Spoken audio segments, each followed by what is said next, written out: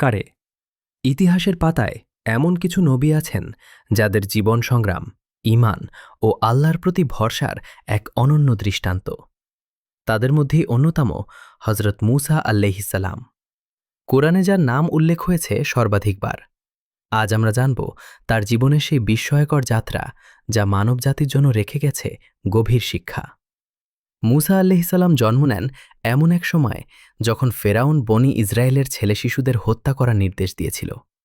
আল্লাহর হুকুমে তার মা শিশুটিকে একটি ঝুড়িতে রেখে নীল নদে ভাসিয়ে দেন। আল্লাহর কুদরতে সেই ঝুড়ি পৌঁছে যায় ফেরাউনের প্রাসাদে। ফেরাউনের স্ত্রী আসিয়া আলাইহিসসালাম শিশুটিকে দত্তক নেন। এভাবেই আল্লাহ তার নবীকে শত্রুর ঘরেই নিরাপদে বড় হতে দেন। যৌবনে মূসা আলাইহিসসালাম ছিলেন ন্যায়পরায়ণ ও সাহসী।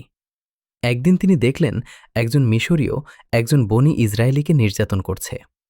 মূসা আলাইহিসসালাম তাকে থামাতে গেলে ভুলবশত সেই মিশরীয় মারা যায়। এতে তিনি গভীর অনুশোচনায় ভেঙে পড়েন এবং আল্লাহর কাছে ক্ষমা চান। পরে ফেরাউনের লোকেরা তাকে হত্যার ষড়যন্ত্র করলে তিনি মিশর ত্যাগ করেন। দীর্ঘ ভ্রমণের পর মূসা আলাইহিসসালাম পৌঁছান মাদিয়ান নগরে। সেখানে তিনি 2 নারীকে সাহায্য করেন এবং পরে নবী শুআইব আলাইহিসসালামের আতিথ্য লাভ করেন। শুআইব আলাইহিসসালাম তার কন্যার সঙ্গে মূসা আলাইহিসসালামের বিয়ে দেন। মাদিয়ানে তিনি কাটাটান শান্তিপূর্ণ কয়েক বছর। মাদিয়ান থেকে পরিবার নিয়ে মিশরে ফেরার পথে তুর পাহাড়ে মূসা আলাইহিসসালাম আল্লাহর পক্ষ থেকে নবুয়ত লাভ করেন।